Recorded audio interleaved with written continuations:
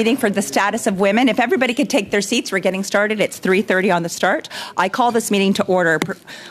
Welcome to meeting number 30 of the House of Commons Standing Committee on the Status of Women. Pursuant to Standing Order 1082 and the motion adopted on Tuesday, February 1st, the committee will resume its study on the mental health of young women and girls. Today's meeting is taking place in hybrid format pursuant to the House Order of June 23rd, 2022. Members are attending in person in the room and remotely using the Zoom application. I would like to take a few comments on the benefit of the witnesses and members today. Please wait until I recognize you by name before speaking.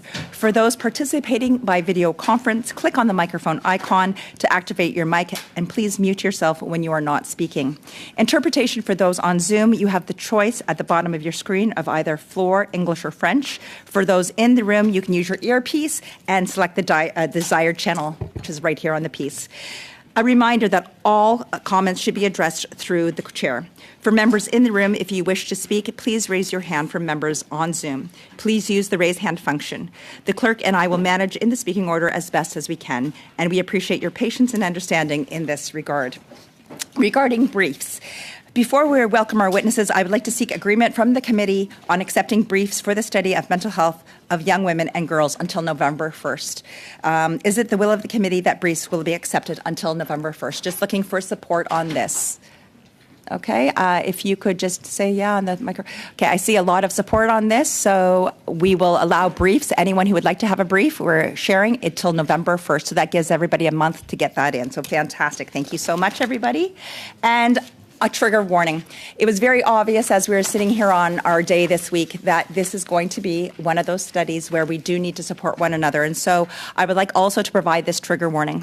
This will be a difficult study. We will be discussing experiences related to mental health. This may be triggering to our viewers, our members, or staff with similar experiences. If you feel distressed or if you need help, please advise the clerk. And as you and anyone knows, if there's problems, just reach me too. Whatever we can do to support one another, I think it's best that we just try to be there for all as we're going through.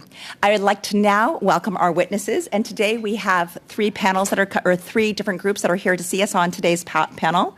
For the Boys and Girls Club, we have Owen Charters, who is President and Chief Executive Officer, and a little shout out to the City of London there. Gwendolyn Moncrief Gould is the Director of Public Policy and Engagement. From the Royal Ottawa Healthcare Group, we have Crystal Giles Thomas, social worker, Women's Mental Health Program, and Michelle Jackson-Brown, who is a registered social worker. And we will find online today, there is Gordon Matchett, who is the Chief Executive Officer for Take a Hike Foundation. So for all of our panelists, we will be provided 5 minutes for opening statements. I will be kind of around the 4 minutes and 30 seconds, letting you know it's going to try to wrap up that time, and then we'll carry on. And for you also, just on Zoom, just to keep an eye out for me if you can. I'm just going to look to the committee as well. There was a little bit of a discussion that I would like to have for about 5 minutes briefly at the end of the meeting. So I'd like to add about 5 minutes of committee business, just some information coming in. So the clock's about 5 minutes off up there. So if you're looking at the clock, we'll probably end our questioning about 5 minutes left of the meeting and then go into about 2 or 3 minutes of committee business. So I would like to now pass it over to the Boys and Girls Club. Owen and Gwendolyn, you have the floor for 5 minutes. Madam Chair, thank you, Madam Chair. Thank you, committee members, for having me. My name is Owen Charters. I'm the President and CEO of BGC Canada. We've been known for many years as Boys and Girls Clubs of Canada. We now increasingly go by our acronym, and my colleague with me is Gwendolyn Moncrief Gould, whose name does not fit on a name tag, apparently. But that's we will questions can be directed to either of us. For over 120 years, BGC Canada and our clubs have been creating opportunities for millions of Canadian kids and teens. We are Canada's largest child and youth serving childhood organization. Our clubs serve over 200,000 children, youth, and teens and their families at almost 800 locations across the country. Many in your ridings. I noticed some acknowledgement of recognition when our name came up. So during vital out-of-school hours, and in small and large cities, rural and in Indigenous communities, our trained staff and volunteers provide programs and services that help young people realize positive outcomes in self-expression, academics, job readiness, and most relevant today, in mental health. Our clubs have seen an increased need for mental health supports for young girls, women, and workers in the youth sector for quite a number of years, and that trend has only been exacerbated by COVID-19. A recent Statistics Canada report that you are likely familiar with shows that youth saw the most significant drop in self-reported mental health since the pandemic. 1 in 2 young women now say that their mental health is fair or poor, and that's compared to 27% of young men, so almost double in young women. We've also seen this disproportionate impact in our workforce. The vast majority, 96% of early childhood educators in Canada, are women, and child and youth workers are also disproportionately women. They have faced additional burdens during the pandemic, including providing essential services as well as the extra burden of unpaid caregiving. 2/3 of our staff are also youth themselves. We recently conducted a study on the mental health of frontline staff working with children and youth with several other national charities, including the YWCA, CMHA, and the Canadian Child Care Federation, and we found that frontline staff are struggling with their mental health and are experiencing burnout at much higher rates. Yet only 1/3 of these employees have access to programs to prevent burnout, and only 1/3 say they would feel comfortable talking to their supervisor about mental health issues. So without additional support for frontline staff and programs, most of whom, again, are young women, children and youth will be unable to receive the highest quality of care. The undervaluing of child care work has meant a steady decrease in the number of people entering the child and youth sector. Approximately 50% of early childhood educators leave the field within the first 5 years. This staffing shortage only adds to additional stress for existing staff because of additional workloads, and many frontline staff report feeling guilty for taking days off because of the impact it would have on their coworkers who are already overworked and stretched. Multiple governments across the country recognize the importance of investment in mental health for frontline healthcare workers over the course of the pandemic, and now we are calling for similar investments and supports for frontline workers and organizations in the child and youth sector. Investing in mental health services not only supports young women and girls today, but will have long-term impacts in the future. One study has found that there is a $23.60 return on every dollar of investment on preventing and treating mental illness in adolescents. And our recommendations for how government can address these pressing workforce issues and address mental health for young women and girls includes funding to support organizations that work in the child and youth sector, like our clubs, ensuring every child, youth, and caregiver can access evidence-based, culturally safe, and responsive community-based mental health supports, and funding to organizations for frontline staff working with children and youth to access mental health first aid training so staff can better support the mental health of children and youth in their programs. And allow me a quick anecdote that came from one of our clubs recently that I think really demonstrates the story of how this impacts both families, children and youth, and workers. And it's a story of a family arriving at a club, and unfortunately a single mom who staff reported had a car accident in the parking lot of the club. When they went out to see if everyone was okay, the mother was unconscious. Unfortunately, as you may have seen in today's Globe and Mail, the opioid epidemic is getting into a worse stage in terms of numbers. And this young mother was under the influence of opioids and was practically unconscious. When the club takes care of these kids and tries to get them into care with Children's Aid services, Children's Aid has responded that there's really no capacity left in the system for them to provide support. So what you have in these sorts of situations is you have a family that's traumatized, a young mother who is struggling. You have a family that these children need support and have experienced trauma, and you have coworkers, the colleagues, workers, who are experiencing that trauma firsthand and don't have the supports they need. And I think that perfectly illustrates the challenges we're talking about. Thank you. Thank you so much. Thank you for sharing that story today. I'm now going to pass it over to the Royal Ottawa Healthcare Group, and Crystal Gile and Michelle, you have the floor for 5 minutes. Thank you. Jill Thomas. I am a social worker focusing on the field of mental health, psychotherapy, and family intervention services. Joining me today for the question and answer period is my colleague Michelle Jackson-Brown, also a social worker, peer support worker, and focusing on mental health, perinatal, and peer support services. Together, we lead the Women's Mental Health Program at the Royal Ottawa Mental Health Centre located in Ottawa. Before I continue, I think it is important to highlight the current situation in Iran in regards to the rights of women and human rights. The Canadian government, as a world leader, has a responsibility to stand with and support the freedom of choice for the women and girls in Iran. Since January 2021, almost 500 youth aged 18 to 24 were referred to the Prompt Care Clinic at the Royal, a clinic designed to meet the rapidly growing mental health concerns since the beginning of the pandemic. Of those referred, 67% were women and 65 were assessed with mental health care for the very first time. Additionally, of those referred, 17% were at high risk and 22% were at moderate risk for suicide.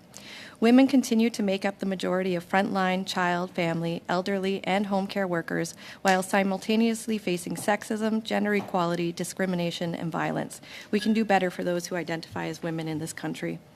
Our first recommendations include ensuring each province and territory has protected funding for targeted girls and women's mental health programs and tailored programs for women belonging to the BIPOC and 2S LGBTQ+ communities, as well as required services that address language, travel, and wait time barriers. Hand in hand can be national standards for screening tools to assist in early interventions such as perinatal mental health concerns and gender-based violence. To expand, sexism and inequalities are amplified with the Indigenous population of Canada. To move forward, it's imperative to cease challenging various court rulings in relation to the obligations of the federal government. Continuous delay increases poor mental health and perpetuates a message of undervalue for the communities that Indigenous girls and women belong to, and it is an obstacle to creating self-determined grassroots Indigenous programs. Next, our current system continues to be focused on crisis intervention, meaning many services are not available until a point of crisis or emergency. In most cities, police are used for intervention. Creating mandated programs for mental health training for police or programs that support trained mental health professionals to be deployed independently or with police can yield better outcomes of de-escalation and connection to appropriate services. Next, our assisting with easing crisis-focused services would include expanding transitional services for youth as they age out of programs. So violence against women's shelters, perinatal mental health programs, abortion and miscarriage supports, as well as mother and baby health outreach teams and psychiatric units. Public schools can be a primary goal for implementing preventative educational programs that focus on the empowerment of girls, along with how to care for and address mental health. Normalizing these conversations with children and their families about sexism, women's rights, and mental health can help equip them to grow into adults that lower stigma and create equitable societies. Lastly, the International Initiative for Mental Health Leaders has deemed peer support as the fastest growing workforce in the mental health field. Peer support workers can be key in bringing experience learning through personal and valuable connection. Peer support is an untapped workforce available to assist in various vacant clinical positions. Utilizing peer support skills benefits both clients and families through lived shared experience, resilience, and strengths. In the U.S., there are federal requirements to state plans to ensure peer support programs. Canada can look to provinces and territories to do them. Thank you. Merci. Miigwech. Thank you so much, and thanks for your presentation. I'm now going to pass it over to Gordon Matchett at Take a Hike Foundation. Gordon, you have the floor for 5 minutes. Exquelsium, or good day, respected ones in Hulkaminum. My name is Gordon Matchett, and I use he, them pronouns. Today I'm zooming in from downtown Vancouver. I'm surrounded by the beauty of the Salish Sea and the North Shore Mountains. It's the traditional home of the Musqueam, Squamish, and Tsleil-Waututh people since time immemorial. Land acknowledgements are so important to us Take a Hike because a third of the women and girls we serve self-identify as Indigenous. It's one of the more visible parts of our organization's commitment to reconciliation and helping young Indigenous people find success, however they define it. Right now, I'm thinking about Kishi. She's a young Indigenous woman who found herself in Take a Hike because she was masking the pain of intergenerational trauma with substances and skipping school. In Take a Hike, Kishi found a safe and caring environment with safe and predictable adults who were able to form relationships with her, improve her connection to school, and find healthy ways to cope with what is happening in her life. Today, Kishi is working as a support worker in the downtown east side of Vancouver, the epicenter of BC's homelessness and opioid crises. Kim is a trans youth who's in their second year of Take a Hike. Kim was assigned female at birth, and like about 10% of the youth we serve is questioning their gender identity. Kim used to face bullying in their previous school and constantly fought with their family. There was really no place that they felt safe. In Take a Hike, they found adults who provided continuity of care with both Kim and their family. Last year, they were able to rebuild a relationship with their family and for the first time find community at school. We're so happy to be able to provide this continuity of care for Kim so that they're able to continue the good work that they started last year. Kishi and Kim are just two of the young women we've worked with at Take a Hike, and their struggles and successes are reflective of the overall population that we serve. Over the years, we've seen an increasing number of young women who attend the Take a Hike program, and they present with a variety of mental health and substance use concerns. The women that we're working with this year are presenting with eating disorders, self-harm, including cutting and hair pulling, very high and debilitating anxiety and mood disorders, intense gender dysphoria and expressions of themselves, leading to debilitating anxiety, the negative impact of their online reality. They're internalizing the norm of over-sexualization, and we're seeing a great deal of body image concerns. We're also seeing mental health disorder self-diagnosis becoming a major part of the young women's identities and lives. And as they seek to live out these self-diagnoses, it becomes increasingly difficult to shift the manifestation of the diagnosis. What we're hearing from the young women and girls that we serve is that they want mental health services delivered right in their schools, where it reduces barriers such as stigma, availability, affordability, transportation, the inability to build relationships with a new counselor, and continually being bounced between counselors. Take a Hike is a unique, innovative, and evidence-based program that partners with public school districts in BC to identify underserved youth and provide mental health services embedded right in a classroom. We use the outdoors to build relationships, engage with youth, and learn on and from the land. Therapy happens in the classrooms, on the basketball court, and on the hiking trail, and it's normalized. School districts, they provide everything that they are provincially mandated to deliver, and Take a Hike layers on top mental health supports and covers the cost of outdoor activities. These things are above and beyond the mandate of the public school system. Take a Hike has seen some incredible success over the last 22 years. And in the last 3 years, we've more than tripled the reach of the organization, and we're now serving 220 youth in multiple regions of BC. In the 2020-21 school year, at the height of the pandemic and the last year that we have results for so far, we saw 75% of the youth that we serve increase their mental health. 75%. I'm super impressed because I know my mental health did not increase during that time. Take a Hike is poised to grow at an exponential rate. One of the barriers to growth we are experiencing is accessing government funding. As an innovative program, we don't fit into any of the traditional government funding options. We're continually bounced between ministries and jurisdictions, and we know that there are not enough mental health clinicians in our country to meet the increasing demands of the mental health crisis. Thank you for the opportunity today to share with you the mental health challenges we're observing in the young women and girls we serve, the barriers to accessing support, and our innovative model of serving youth. We'd encourage you to find ways that the government can support innovative and evidence-based programs that remove barriers and help young women and girls to improve their mental health. Thank you. Excellent, and thank you so much for that. We're now going to start our round of questionings. For the first round of questions, it's 6 minutes each. We'll start off with Michelle Ferreri for 6 minutes. Thank you, Madam Chair. Thank you to all of our witnesses today. Super important topic that all of us are very passionate about. Owen, may I call you Owen? Yes. Thank you. Thank you for your testimony. Our Boys and Girls Clubs in Haliburton, Kawartha Lakes is fabulous. So happy to be speaking on behalf of them just outside of my riding. You really touched on what I would like to expand on. You talked about the mental health of the frontline workers. So I'm curious if there's any data or if you guys have invested in any data about the increase in children, young girls who are having mental health concerns, issues, who are developing into illnesses, where the parents are struggling at home. So what I'm trying to draw a connection here is we have an affordability crisis right now, right? We have 4 out of 5 people who are sometimes using food banks or saying there's a lot of stress in the home right now with inflation and housing. And I'm wondering, is there data to show that impact on the kids, how it's transferred?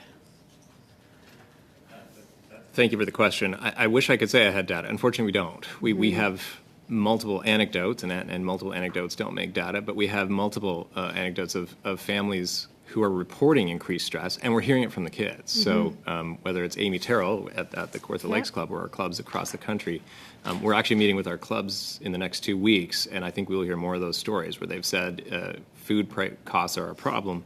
But prior to that, the pandemic has led to all sorts of situations at home that have exacerbated what have been incidents, for instance, of domestic violence, and that kids come to club reporting that there's greater, I guess, unsafety or uncertainty, and I think risk when it comes to sort of economic safety at home. So I'm sorry we don't have the data. It might be something that would be great to connect. Our challenge is often one of resources and capacity to get validated data from the youth about what that kind of impact looks like, unfortunately. And I guess it's always critical, right? When we're looking at that funding, you need the data to sort of support it, but you need the funding to get the data, right? So it's a kind of a chicken and an egg situation. And I guess if we can look into that sort of that impact on those children when the rise of adult mental health is high, which correlates with your frontline workers, right? That's where I'm coming back to that point. So through, and I was going to chat with the other witnesses here about this, but there's a lot of research around neuroscience and co-regulation, right? Yeah. It's like we can't show up and be the best parent or the best employee or the best frontline worker when we are so distracted. And so we're taking away from children's ability to be children, basically, which is detrimental to their long-term health and these long-term issues that we see. So I would love to see in this committee if we can start to focus on data, because I think it will give you more opportunity to access funding, quite frankly, because that's what we need to see. If I could turn to Crystal, can I call you KJ? Thank you, KJ. I really loved what you were talking about, the education system. So I think when we look at mental health and in children and young girls in particular, there's the prevention, the end of things that really saves us those dollars and figures amounts here on our healthcare system.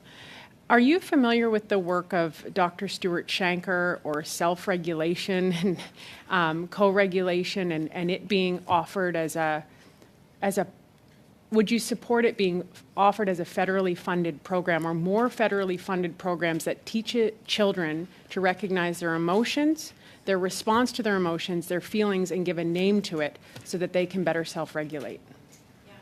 Really familiar with the work, but the description that you just gave, I would absolutely support. So anything that, again, is going back to those preventative measures are really going to, yes, they're going to save dollars down the road, but they're also going to save a lot of crisis and internal conflict for the women and young girls. So the earlier we can get programs like that in where we can start to understand our own mental health. At the Royal, we have a program, we have mental health first aid, and it's now being offered to everybody in the city, in the different components, which is great, yeah. But why not have this for children? Why not have this in schools and start this early so we can start to recognize this, especially as we're going through transitions into teenagehood and whatnot. So definitely something I would support.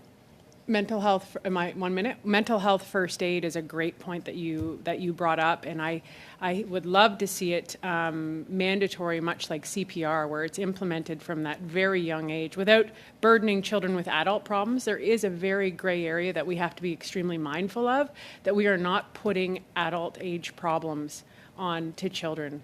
And I think there's a delicate dance here because sometimes we give them too much information and we don't let them be children either.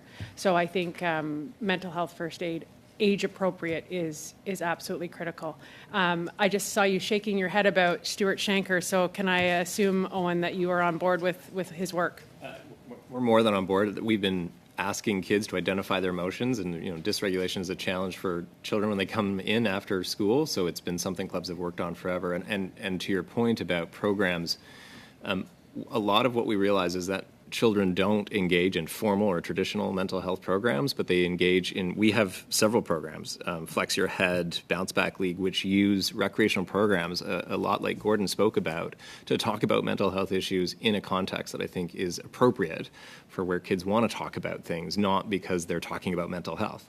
And it makes an enormous difference. And we, too, would echo the need for mental health first aid. Thank you so much. When we have mentally healthy children, we have mentally healthy adults. Awesome. Thank you so much. We'll get, Michelle, we're just going to come over to our next set of questionnaires, and then we'll make sure you have an opportunity. I'm now going to pass it over to Jenna Seth. Jenna, 6 minutes. Thank you, Chair, and thank you to all the witnesses who have joined us today, not only for being here, but for the incredible work that you do every day. My first question I'll direct towards Ms. Thomas. First of all, the work of Royal Ottawa, and in particular women's mental health, is phenomenal. And as an Ottawa MP, I think we can attest. I know I have stories, and I'm sure MP Vanderbilt also has many stories of lives that you've changed and you've touched with your work here in our city. So my thanks for that. You made a few recommendations, and I'm wondering if you can expand. There was two that I'd love to hear more about. One of them was expanding transitional programs for youth. I'd love if you can expand a bit about your thoughts on that piece first. Yeah, absolutely. So this is a big problem that we see often. So we have a youth program within the Royal, and this is happening across the city, not just within the Royal. So when a young girl or young boy, when a young person turns 18, they're now aged out of the program. And then they have to go all the way back to the start of the race line to try and get back into services that are appropriate for them. On top of that, the waits are so long for services that sometimes by the time they get to that service, the needs have now become so acute that they no longer qualify for that service. They need another service, so they're left waiting more. This is detrimental to the health. It's detrimental to the workers. I mean, it's very hard to continuously have to turn people away and have completely full caseloads. So if we could create programs that really help, either like buffer programs that are in the middle, or some kind of case management where we come in, we don't just discharge somebody out. We're actually there and we're holding them through until the next secured program for them. So we'd like to see more than that. Yeah, I can speak to that. I worked on the psychiatric outreach team prior to my work on the women's mental health team, and it was quite common that somebody would be referred at the age of 17 and then they would age out before they even qualified for the youth services program. So what we do need is bridging services so that as people are aging out at 17 years old, they're coming straight into a program at the age of 18. And the wait list, this is the other issue, is the wait lists are so long that people are waiting anywhere from 3 to 6 months for just a primary psychiatric consult, which is an issue. On my own caseload, I was holding people, it's typically supposed to be a 3-month caseload. I had to keep people on my caseload for up to a year so that they could access services. We had people in our youth shelters, our young women's shelter. I could get them connected to services 2 years ago. Within a month, it has now grown to 2 years. In a young women's shelter. To add to that piece, I should highlight that our women's mental health program is entirely funded by philanthropic donations for the past 10 years. So we have to carve out of the mental health envelope of funding for our program. We rely in our program on peer support to expand our capacity. However, it would make a significant difference if we had targeted and earmarked funding specific to women's mental health care. Excellent. Thank you for that. And I noted that was another one of the recommendations, ensuring protected funding specifically for women's mental health. The other one I wanted to touch on is you made a recommendation with respect to national standards. Can you speak to that? Yeah, I think that if we had... There are some things that can be standardized. I mean, I understand that different provinces and territories may have different communities and different needs, and so I don't want to take away from the fact that we do need to differentiate in different places. But there are some national standards that we could look to, and again, coming back to that protected funding, so where we just have a national standard that there's so much funding for peer support going into Canada, and there's so much funding that's allotted to women and young girls. Looking for, again, looking at peer-reviewed studies of what that would mean specifically, I'm not sure, not prepared to answer on today, but I would like to see that we do have something along those lines that we're drawing from.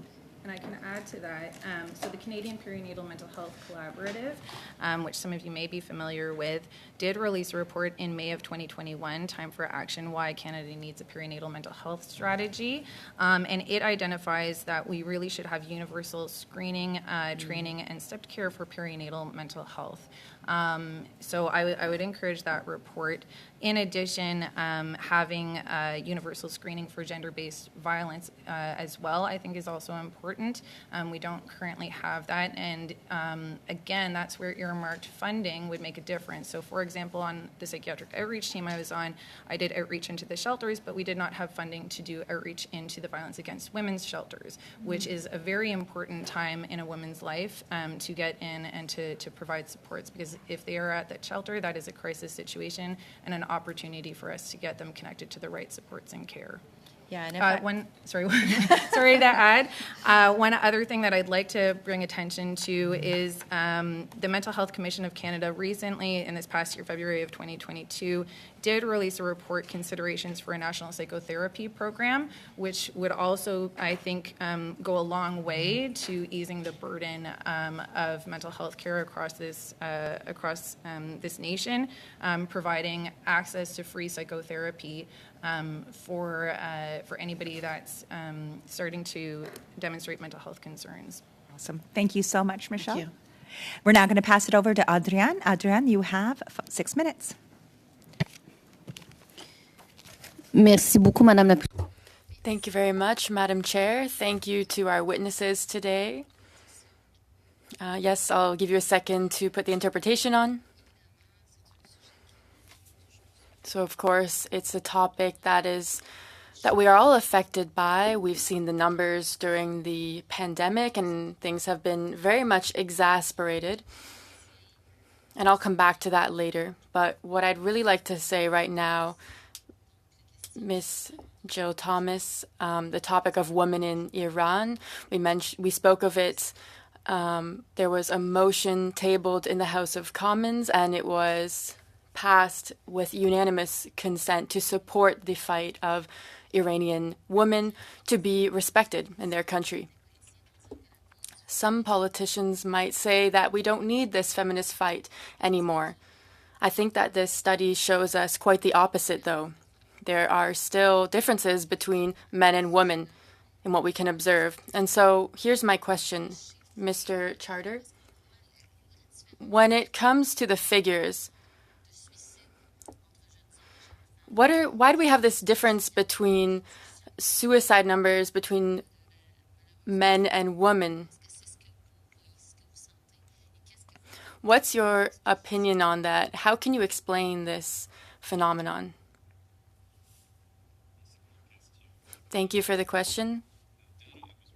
I didn't speak specifically to suicide rates, but we do know that the suicide rate, I don't have the data for that specifically, but we do have the data that mental health, that young women report at twice the rate of young men, that understanding their own mental health as being fair to poor, so not great. And obviously, there is that leads to suicide rates. I don't want to speculate on the rates because we also there's many factors, unfortunately, that go into what I'll sadly call the effectiveness of taking one's life. That seem to be, while there may be more attempts by females, males are more effective at actually going through with it. So I don't have those numbers. What I think the challenge that we see is that for young women, it isn't just the family pressures and the other pressures that we've seen in the pandemic. There is a social pressure that comes through that we see in clubs that is also coming through in tools in the online space, social media. And we've spoken about this before, that the challenge of bullying, and I think what we see of greater social isolation, does not go away when you leave school. That bully is available on your phone at 3 in the morning. And it's very easy for people to pile on. And when we've had to teach about gender-based violence, and we've had to teach about dating safety, unfortunately what we're seeing is the greater proportion of, I'd say, burden is borne by many of these young females in social image, body image, and in what they're expected to display as a perfect image online, as one example.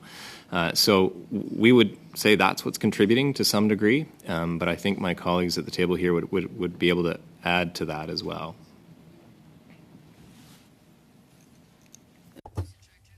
Mr. Charter, you also spoke about the cases of domestic violence amongst young women. I spoke with a principal of a school who told me that he has been contacted by many women because of domestic violence, and it was only on the increase. And of course, this has an impact on young women's mental health. It's a clear link.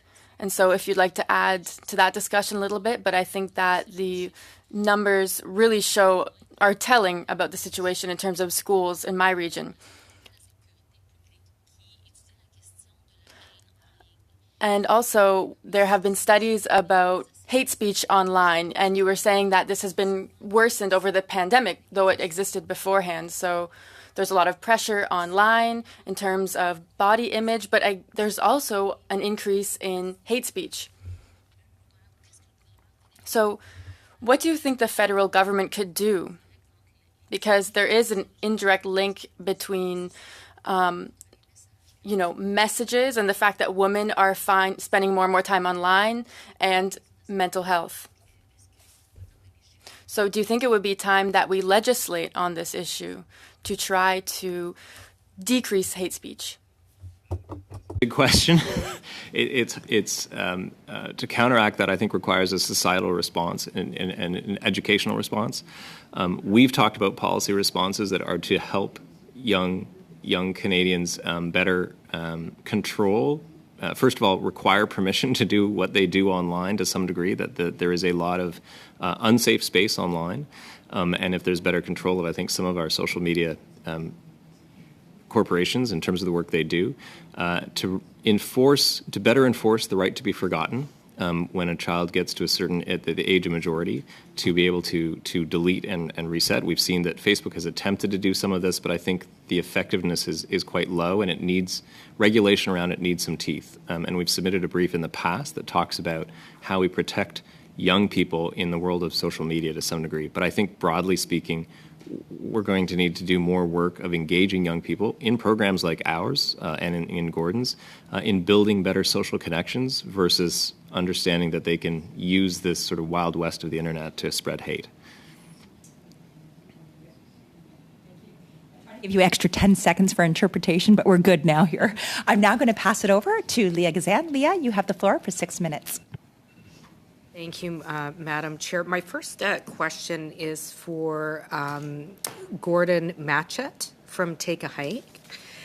You identified during your testimony a number of young people who are questioning or exploring their gender identity and who they are and how they fit in and how they belong. And you mentioned that especially for trans youth who are trying to live who they are and who they want to live, how they want to live their truth, the bullying and mental health struggles they face are grueling and even more pronounced. And I know in terms from the Canadian Mental Health Association, they indicate that LGBTQ youth face approximately 14 times the risk of suicide and substance abuse than their heterosexual peers.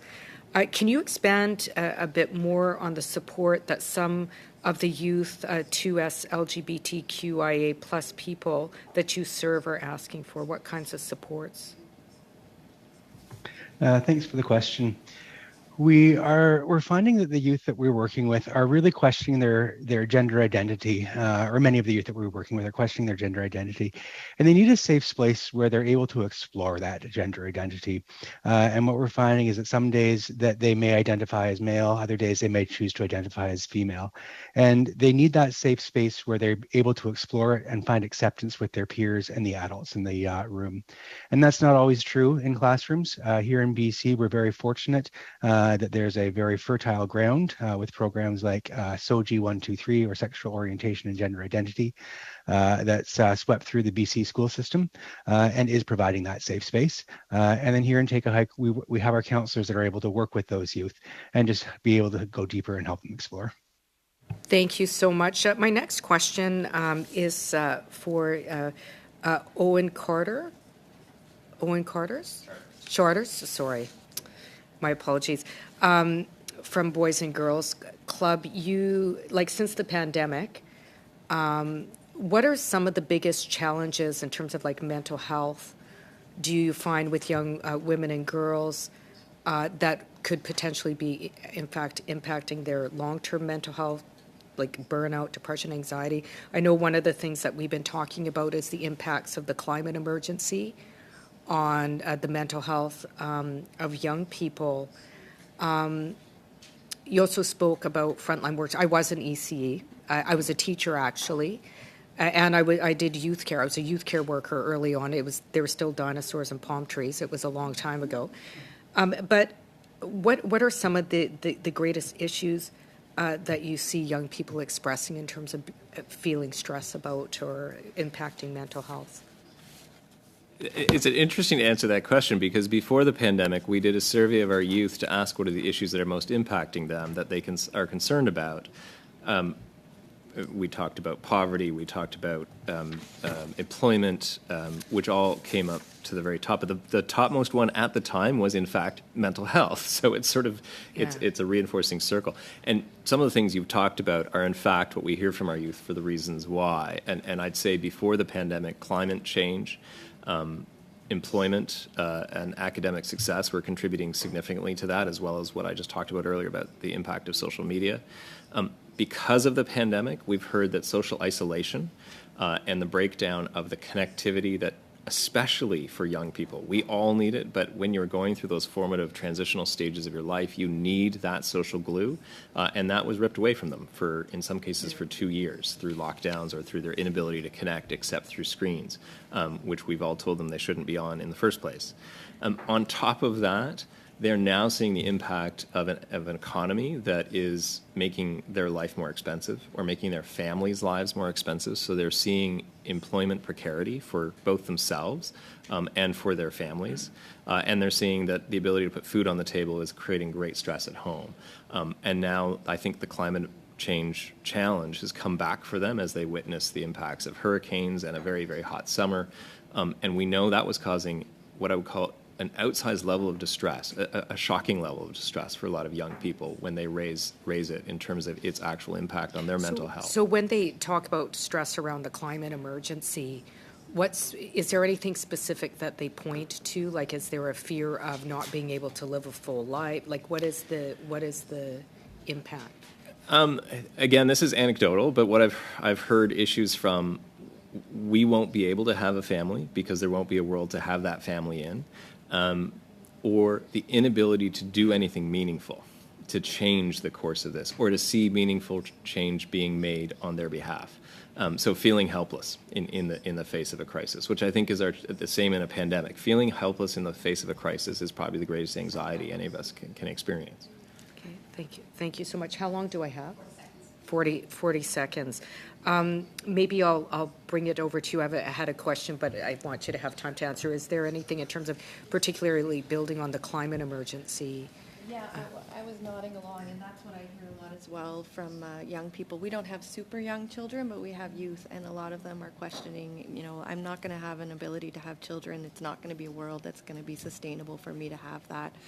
So young girls are feeling that now, feeling that they already have to make tough choices because of the trajectory that we're on with the climate emergency. And is there anything that we can do to... Actually, okay, we're done. We'll leave that question for your next round, Leah. will. Okay, Thank you, fantastic. Madam Chair. All right, I'm now going to pass it over to Dominique. Dominique, you have 5 minutes.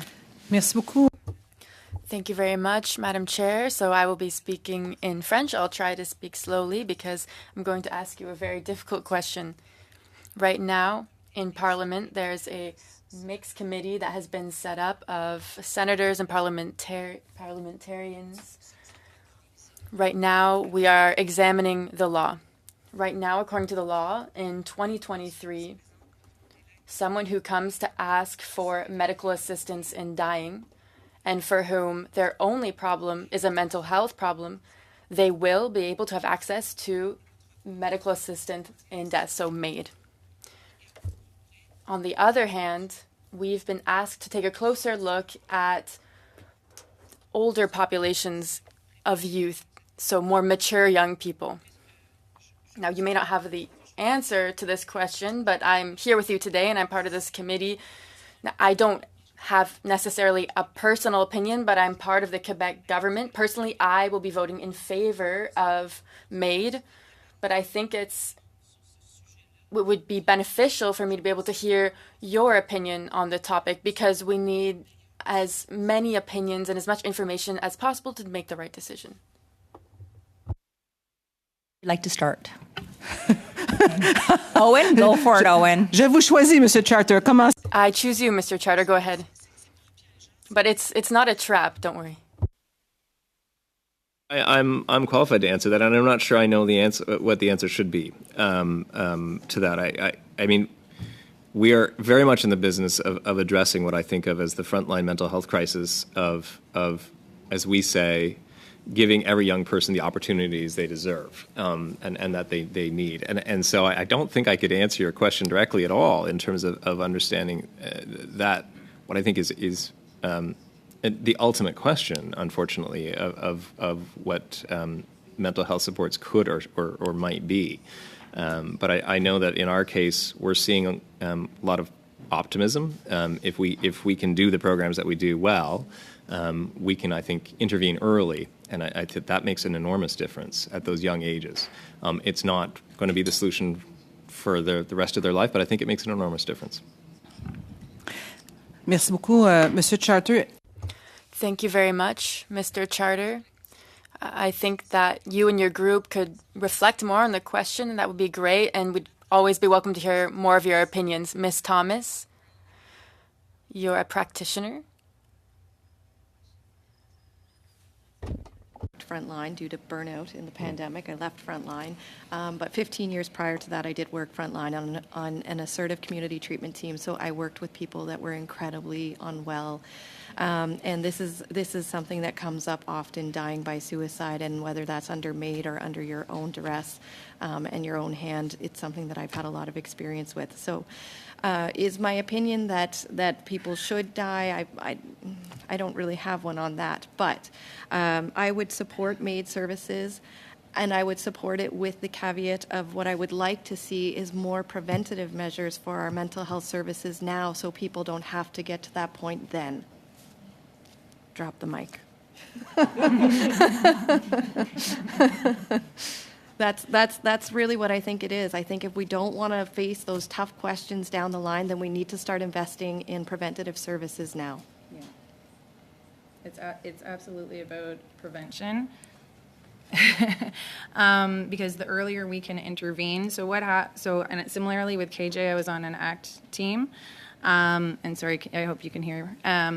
But the earlier we can intervene, the less likely people are going to have significant, serious, and persistent mental illness over the course of their lifetime, right? So each time somebody experiences an episode or bout of psychosis, their baseline drops, and we don't know if we can get them back up to where they were functioning at before. So the earlier we can intervene, the better their long-term outcomes. In addition, when we look at that, we're looking at the distress of the experience by the person, right? So if we can have services in place that reduce that distress and give them quality of life, that's what we need to look at. The mental health supports and services that are going to support somebody with their quality of life. And at the end of the day, the person has the choice to decide what they need for their quality of life. So with the same caveat as KJ, I would support the MAID services, but we do need those mental health supports and services in place, both on a early intervention basis and a long-term care and support basis. And this goes back to what we were saying earlier, and what Owen was saying. The burnout that's happening within our frontline workers is only increasing, and when we have that, means wait lists are getting longer and longer. And again, people are on these wait lists waiting for services, and by the time they get them, the problem has just exasperated itself so much more. Awesome. Thank you so much. We're now going to, it's okay. There's so much to add, so I'll give you a little bit time in there. If there's a sentence break, I'll go, okay. Anita Vandenveld, we're now moving it over to you for 5. Very, very much. And I also want to acknowledge the Royal Ottawa.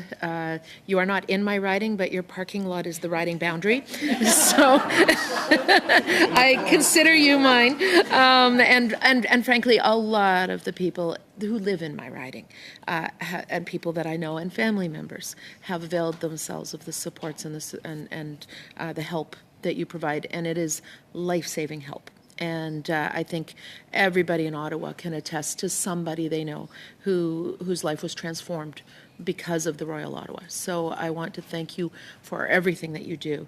What I do hear, though, is it is extremely transformative once people can get in, but getting in is the problem. And you mentioned referrals. I think that all of us know that too often it is when the person is presenting at emergency in a crisis, especially young women, young girls, that's their first entry point into that system. And as you mentioned, by that time, you know, I've heard this consistently, and I think we're going to hear a lot of this: prevention, early intervention, the preventative care. That is really when it is needed, not at the point, you know. And I can say that I had a family member who we struggled for years until they got to the Royal. And that was the first time that it just completely changed the situation in our family. But I am somebody who is fairly empowered. I can navigate systems. I'm persistent. You know, this family member had an advocate, and too many people don't. And I've said, you know, to the others in my family, I can't even imagine if you don't have that advocate who's just going to keep fighting for you to get the services, what happens to the and especially to teens and young women. So I wonder if you can comment, and I'll start with the Royal Ottawa, but I'll turn it to Boys and Girls Club, who, by the way, I could go on as well about the Boys and Girls Club, Ron Colba's clubhouse, and the work that you do. But how do we get past this situation where it is at the point of crisis that people actually get the help? Thank you for the question. Unfortunately, I would put a caveat on that as well, that even sometimes when people are in crisis, they still do not get the help. And, you know, you mentioned that we have advocates that can, if somebody has an advocate, they may be able to navigate the system. I'm not going to go into my personal situation, but I had a personal situation this year, which was a women's health issue, and I could not navigate the system, and I run a women's mental health clinic. I was left for 3 months. So it doesn't matter if you have an advocate or not. The system is very difficult to navigate. I think, you know, having some kind of standardized community meetings where we come together and we learn about different organizations, what's actually available in our community could be really helpful. I hear of services that are, you know, they're underutilized because we know about the popular top funded ones, and they have wait lists that are a mile long, and then we have other services that are underutilized. So I think if we started to have conversations and actually knew what was out there, what is available to us, it could make it easier to access that. And I don't know if Michelle wanted just to talk, to add to that, a significant issue right now is access to primary care providers and family physicians. So again, I was working, doing outreach in the shelters. We have our psychiatric outreach team is a team of 10 staff, 7 nurses and 3 social workers, and we have psychiatrists that we consult with. So we were able to go into the shelters and allow people to get psychiatric assessments right away without a family provider. But to access the majority of our services at the Royal, you need a family physician, and you need somebody that's going to be willing to follow you up. So accessing a walk-in clinic is not going to be adequate. You need a primary care provider. Where we've had good success is in nurse practitioners who are trained. So that's great. Community health centers, family health care teams, and then also educating our family physicians. So ensuring that it's in the medical syllabus, substance use and mental health care is a standard part of the training, so that they feel competent when they're providing that care. One of the things that we've looked at with our perinatal mental health care programming at the Ottawa Hospital is a program where we can provide psychiatric consultation directly to primary care providers. So if primary care providers are empowered to provide mental health care, they may not need to come to places like the Royal, and we can reduce wait times. So that's the other piece. If you're looking at mild to moderate mental illness, you can be supported and symptoms can be ameliorated with peer support and with psychotherapy. So if we can have access to free psychotherapy, which we do not currently have on a national level, then that could go a long way. The Ontario Structured Psychotherapy Program in Ontario has been wildly successful. And one last piece, the regional coordinated access through Access MHA has also been wildly successful. I'm going to be a pain in the butt. I'm going to throw a little chair's prerogative, if you don't mind. I see Gordon there with his hand up. He would like to answer this question. So everybody, count Gordon's answer as part of my time that I don't get in the first place. Go for it, Gordon. Thank you so much. Take a Hike operates in partnership with public schools, and public schools have a very unique and interesting view into the lives of the youth that they serve. What we find is that schools are full of caring adults that are really looking out for the mental health of young women and girls and all the youth that they serve. And what I'm seeing in Ontario, as well as here in BC, also in my conversations with the folks in the territories, is that there are building systems to be able to ensure that the youth are getting these care. And so they're able to identify them. But what the kids are saying is they want to have the help available in school. And that's where a program like Take a Hike is so important for the youth, is because we're able to offer them a year-long worth of a caring and safe environment where they're there all day, every day. They're not able to fall between the cracks because we know who the kids are and we're able to follow up with them. Awesome. So I'd really encourage the committee to really think about how we can partner with school districts in providing this support. They're the ones that know the kids better. They know them not as well as their parents, but they're the ones that know them the best in the community. Awesome. Thank you so much. And thanks everybody for just letting me take over. Anyway, I'm now going to pass it over. We're into the 2.5 minutes. So Adrian, you have 2.5 minutes. Merci beaucoup. Thank you very much, Madam Chair. Ms. Thomas, in your opening remarks, you talked about the federal level's delays. And you were speaking of the fact that each minute counts when someone is in a crisis situation. Could you speak a little more about this, the federal's responsibility? Because this is a provincial jurisdiction, but there is still federal responsibility. So how do we find what is of federal and what is of provincial jurisdiction? And then you talked about delays on the ground. Could you expand upon that? You captured briefly there. So when our experiences are invalidated by appealing court rulings and things like this, this prolongs where money is going to go, which prolongs when it's going to make its way into communities and into organizations to start to make frontline differences. It reinforces stigmas and stereotypes about people. And I think that, I think we can do much better than that here in Canada, at provincial and federal levels. When we know there's problematic issues, let's take responsibility and, work together with our communities, consulting what changes need to happen and how we can make them. I think consulting frontline, not just the workers, but the people that are being affected by the issues are how we can start to make real shifts with the help of our government. And I can just add to that, just bring back the attention to the National Inquiry into the Missing and Murdered Indigenous Women and Girls final report. So when we're talking about some of these delays, we're talking about court rulings that are court processes that are delaying things. So one of the highlights of the recommendations was asking for federally coordinated cross-jurisdictional national plan to address some of these issues, so that hopefully we aren't encountering issues with court proceedings. The other piece too, when we talk about what can the federal government do, is when we're looking at the transfers, the health and social transfers, whether we can earmark some of that funding specific to women's mental health care and research. Thank you very much. We'll be, now you got your 2.5. I'll get back to you. Sorry. We're now going to pass it over to Leah for 2.5. Thanks so much, Madam Chair. I just enjoy you're just great at what you do. So we're not all the same.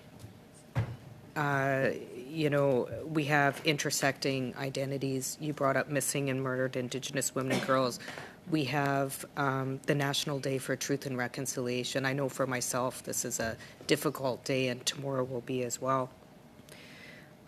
Young people, women, Black, Indigenous, people of color, people with disabilities, people who identify as belonging to gender or sexual minority groups.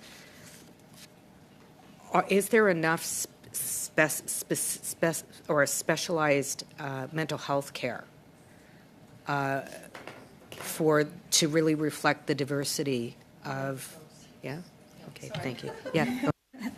No, and I'll tell you one of the number one barriers that I see constantly is language. We can't even offer psychotherapy. Like even in the program that we run, we don't have enough funding to even offer French services, which is part of our national language. So never mind if you speak Somali. Language is such a barrier. If you want to engage, I see Gordon nodding as well. I don't know if that's an issue you run into in BC as well, but language is probably the first thing that I see. So I would love to see more just more courses offered to offer versatile language, and not just so that white people can speak other languages, but let's make sure that people that are representing the people that are needing the assistance are being trained and having opportunities to go to school and to get the education that they need and are certainly capable of to engage and be part of their community in a helpful way.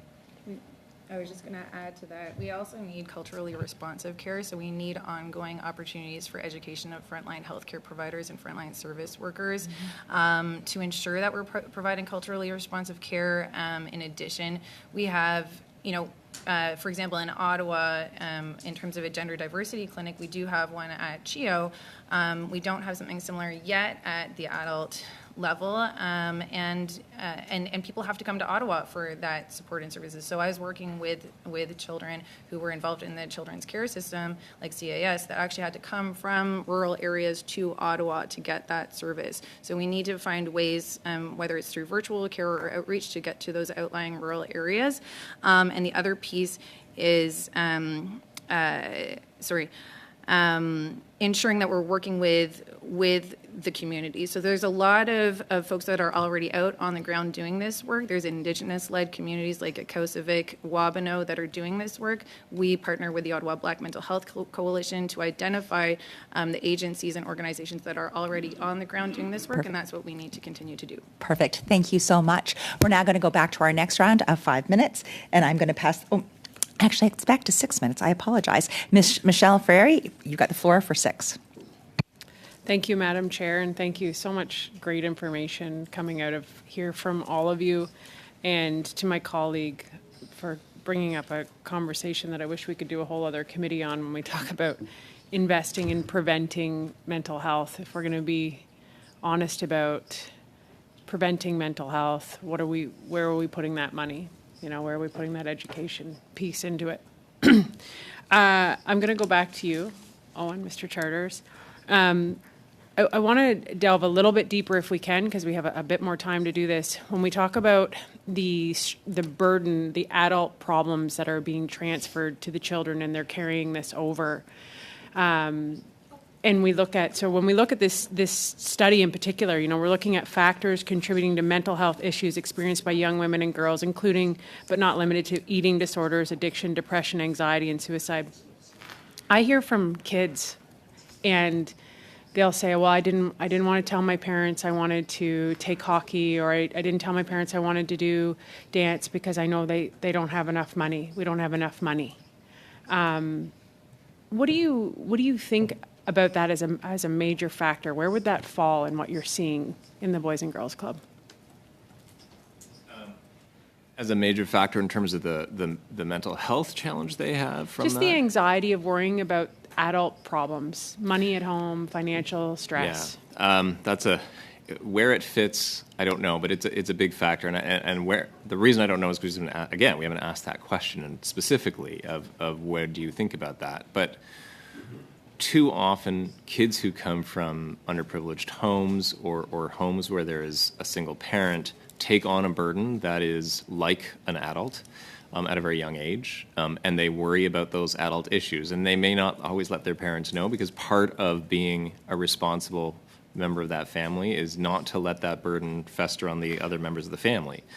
So we see that as part of single parent families especially, or families where the parents are dysfunctional. And of course that comes into clubs. And what our clubs do is to try to take on those opportunities for those kids where the family can't provide it.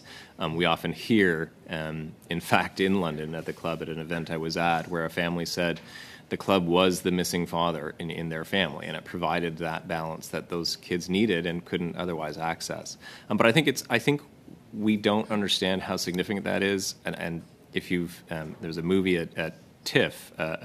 Came out, I think, a year ago, Scarborough. It's well worth watching. It tells the real-life story. It's not the real-life stories. It's a dramatized version, but it's the real stories of what our clubs see of kids who take on those burdens of their parents, who are working through real challenges in their life, from putting food on the table to securing employment. And when you talked about regulating emotion, the challenge of dealing with a parent who cannot regulate their emotion, and how the kid becomes the sort of antidote to that, or takes on those challenges. And I think those are pretty scary elements that live on into adulthood, one way or the other.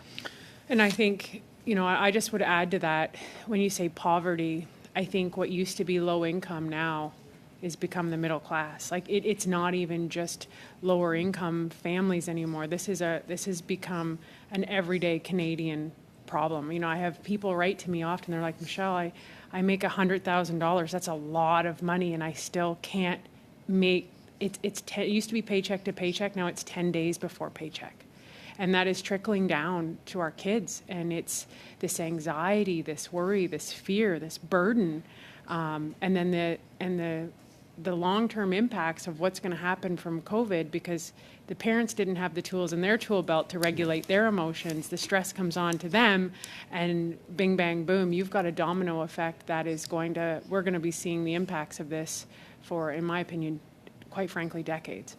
When we look at abandonment as well, coping mechanisms or maladaptive coping mechanisms for parents who just can't manage that stress. Social media, we talk about kids being exposed to social media, but what about the parents who are on their phones trying to manage and self-regulate because they can't? That's what we would call a maladaptive coping mechanism. I'm curious what I've seen, and I would love your feedback, and maybe I'll throw it over to you, Michelle, or Crystal, Jill, KJ. When I see what my kids do, I think of only myself too. When you watch the news over and over and over again, and how it starts to impact your mental state because it's negative. And if what do you think the impact of the media is on children?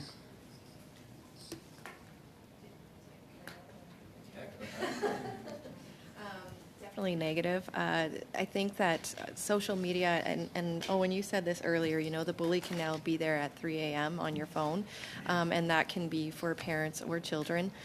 Also algorithms, so once we start looking at certain things, our phones will now reinforce those beliefs for us over and over. So if you're looking at sad or depressing things, that's just what's going to start to feed to you all the time. So I think algorithms are a big part of the problem. I have no idea what laws look like around that or how we regulate things like that, but if the federal government does, I would love for them to pay attention to that.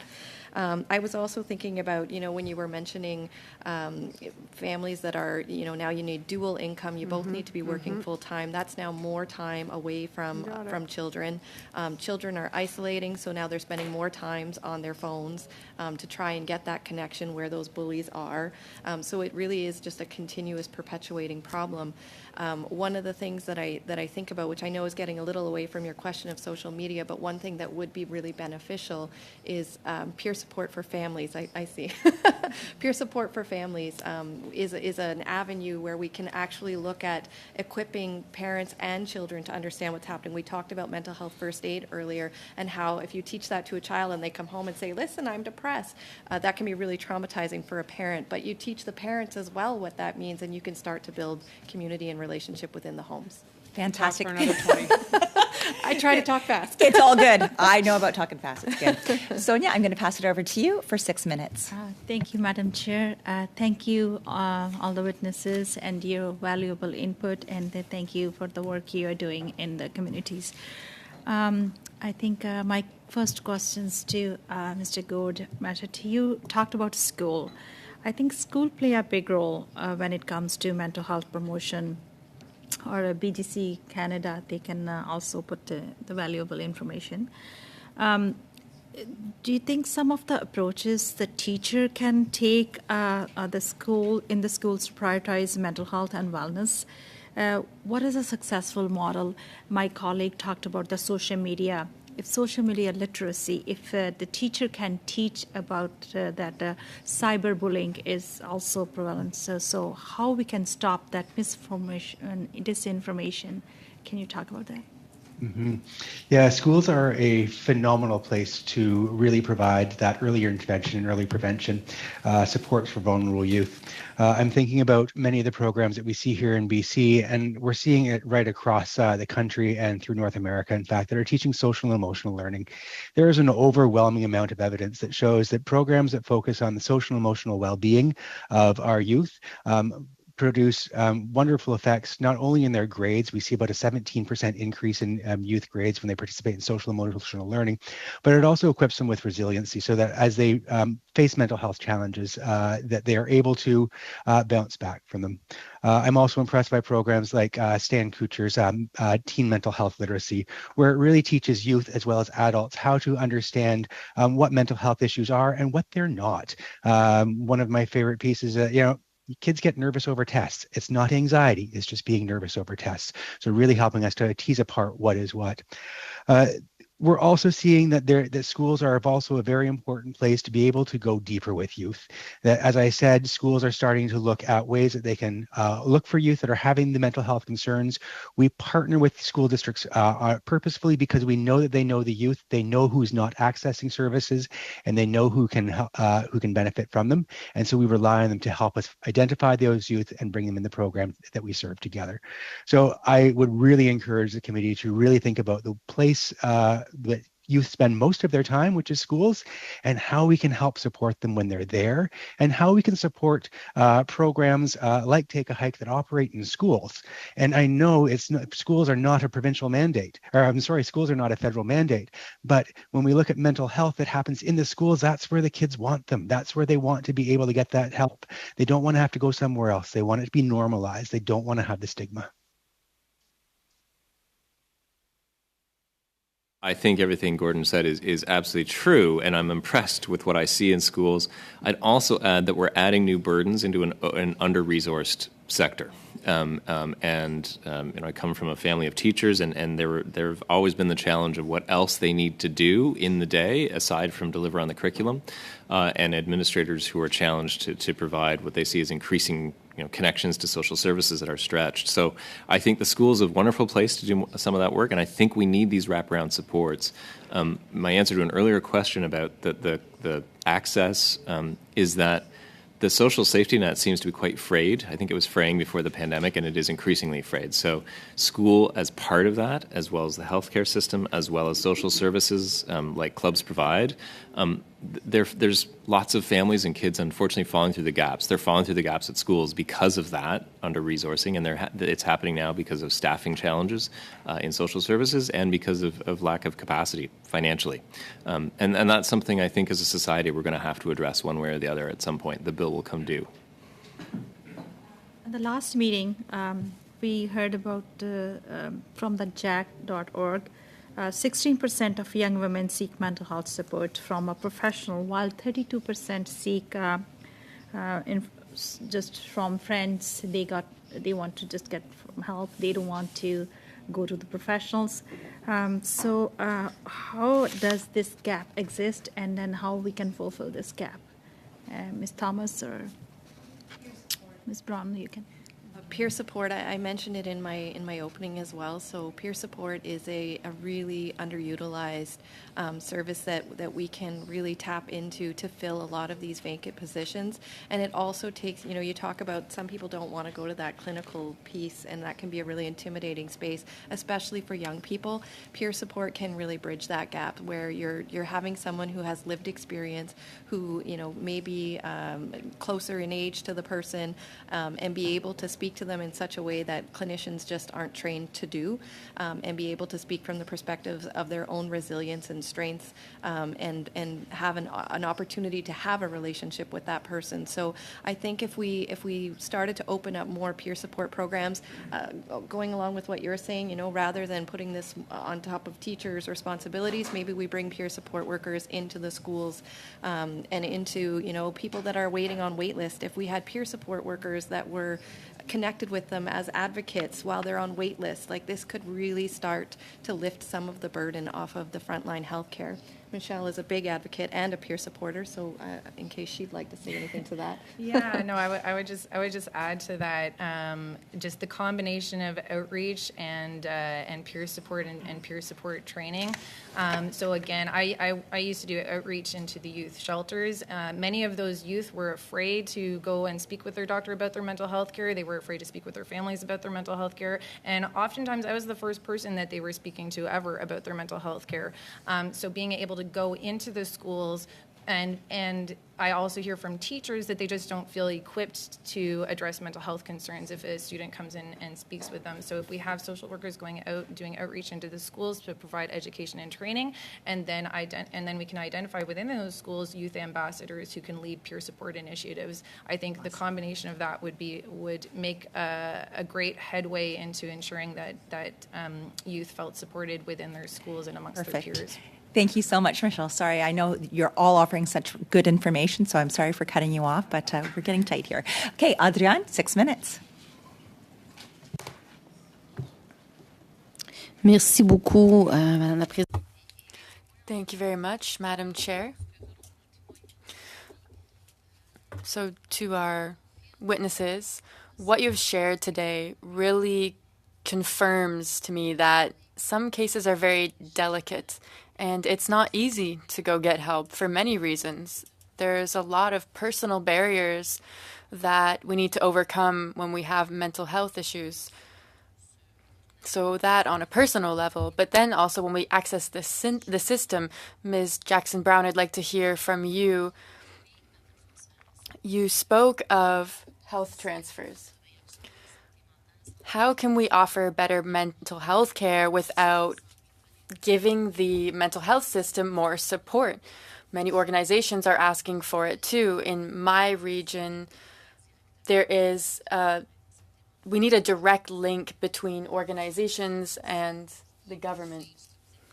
But if you can add to what you said in terms of these health transfers, what I'd like to focus on is the impact of offering more financial support, simply better financing for mental health, because we need our organizations, our institutions, and doctors to be able to deal with this increase of mental health problems that we see today.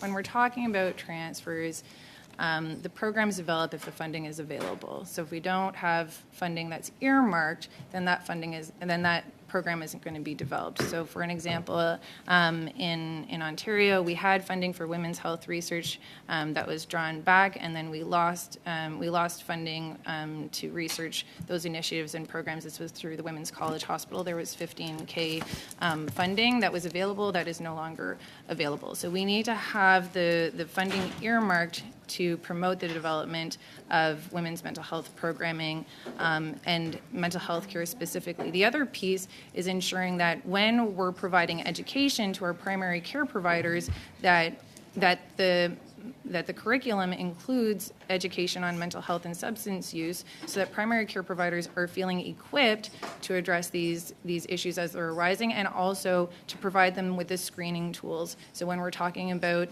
a national strategy for perinatal mental health, we're talking about supporting primary care providers with universal screening and care pathways.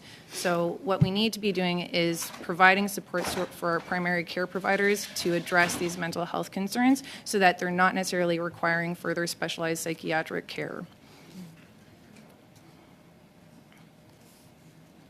And I don't know if anybody else would like to add to that piece. Et quand on parle de première ligne, on parle. And when we talk about the front lines, we're talking about community organizations who are on the ground with people and who are responding to emergency situations. They're also part of our healthcare network. We can't forget them. They've been asking for a very long time to get more financing so that they're able to offer more services. But to do so, of course, they need more funding. We can see that for far too long, our healthcare system has been underfinanced. Not only hospitals and doctors, but also community organizations that are on the front lines as well. So we want to help them offer more services and improve the services that they have. So for me, that's essential.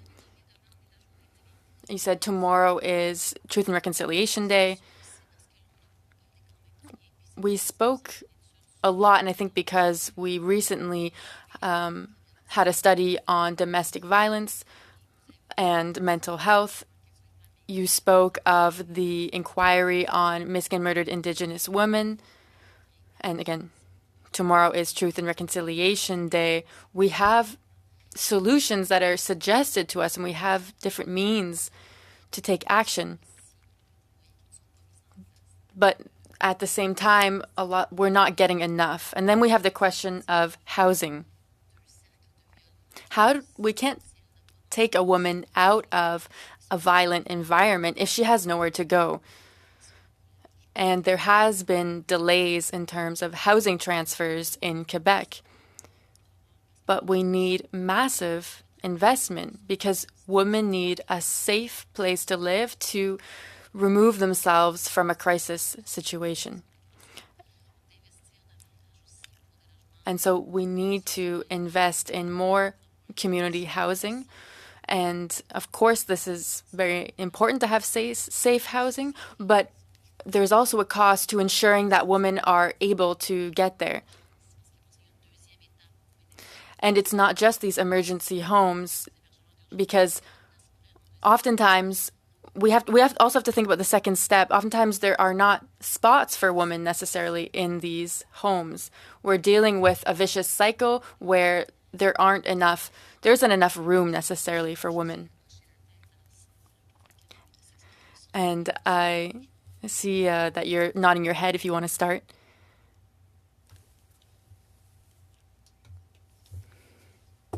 And women you're not even going to be likely to, as you said, to leave or prepare to leave if you know that you're not going to have a place to go. I'm not sure if there was a specific question in there, but I would agree completely that we need to understand, we need to be looking at our housing crisis, because the housing crisis goes beyond just women, but also just frontline in the mental health care. We've seen our wait list skyrocket. And the domestic violence situation has gotten much, much worse since the pandemic. And I don't see that is going to settle down now that we've reopened, because women are still being greatly impacted by the fallout of the pandemic. So Perfect. I had mentioned, sorry, okay, I'll leave it there. The mean chair got back up here. Okay, so I'm now going to pass it over for 6 minutes to Leah. Leah, 6 minutes. Thank you so much, Madam Chair. Another question for the Royal Ottawa Health, either or. So in your testimony, you spoke about, police, mental health, involvement. So in the city of Winnipeg, we currently have a pilot project. It's called the ARC program, and it's an alternative response. And it's in partnership with the Winnipeg Police Service and Shared Health Crisis Response Center. Here's the thing, though. So in the city of Winnipeg, we have very fractured relationships between the Indigenous community and the police services. And so, although I think well-meaning, one of the issues, and I brought it up with one of the community police officers that I see, is the fact that the initial response is still a police officer who assesses whether it's safe for the mental health worker to go along with the police officer. So I feel like it's like the same response. So if they don't behave properly, they're in a mental health crisis and they get arrested. And the problem being is that, I think people will be hesitant to reach out if there's a mental health crisis, if it goes to the police rather than getting people that are actually qualified to deal with it. I know that you had mentioned it. I don't know if you agree with me, but it just seems like, we can't police our way out of a mental health crisis. We need to invest in real mental health services with mental health specialists, action therapists, the like. Can you tell me, do you agree, disagree, and why not? Agree completely. I'm not overly familiar with the ARC program, but I used to work on a crisis team in Simcoe County, and in the crisis house that I worked in, I would be deployed to situations usually without police, sometimes with. I can say with certainty when police were deployed with me, almost always a situation was escalated that did not need to be escalated. So I think that if we can train specialists to be attending frontline situations in crisis emergencies, if it's deemed unsafe, perhaps police are in a nearby vicinity. Again, Michelle and I have worked frontline 15 years. I recall, I think maybe 3 times where I had to have police come in with me to a situation. And I remember this one time being in an apartment building, and the officer said to me, "I can't believe you go into these houses alone. We wouldn't even go in as officers alone, like we would go in twos." And yet in 15 years, not to say it doesn't happen, but in 15 years, I've never been harmed, and I've never been in a situation that I couldn't de-escalate myself. So I absolutely think, I did mention police. I think the first primary response would be if we can train people to go into frontline situations where there's crisis, where it's mental health crisis, and if there's safety issues, then police are somewhere in the background.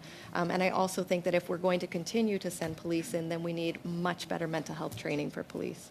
So just an addition, my other observation in that, and then I want to move on quickly, but is that often the response, as you indicated, it often exacerbates the situation, is because the people that are being confronted have had historically very negative relationships with people in positions of authority.